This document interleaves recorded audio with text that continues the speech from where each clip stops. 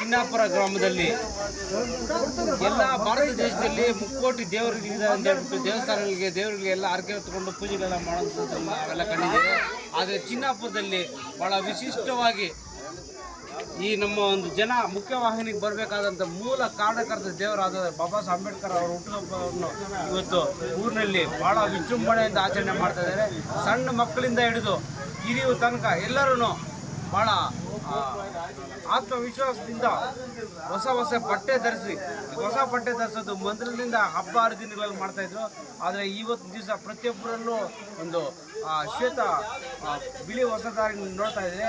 ಅಂಬೇಡ್ಕರ್ ಅವರು ಇವತ್ತು ನಮ್ಮ ಕಣ್ಮುಂದೆನೇ ಇನ್ನೂ ಬದುಕಿದ್ದಾರೆ ಅನ್ನೋದಕ್ಕೆ ಭಾಳ ನೈಜ ರೂಪ ಕಾಣಿಸ್ತಾ ಇದೆ. ಈ ಊರಿನ ಯುವಕರ ಒಂದು ಆತ್ಮವಿಶ್ವಾಸ, ಅವರ ಒಂದು ಕಾರ್ಯರೂಪ ನೋಡ್ತಾ ಇದ್ದರೆ ತುಂಬ ಖುಷಿ ಆಗುತ್ತೆ. ಅಂಬೇಡ್ಕರ್ ಜಯಂತಿನ ನಾವು ಆಚರಣೆ ಮಾಡೋದ್ರ ಮುಖಾಂತರ ಅಂಬೇಡ್ಕರ್ ಆಶಯಗಳನ್ನು ನಾವು ಇನ್ನೂ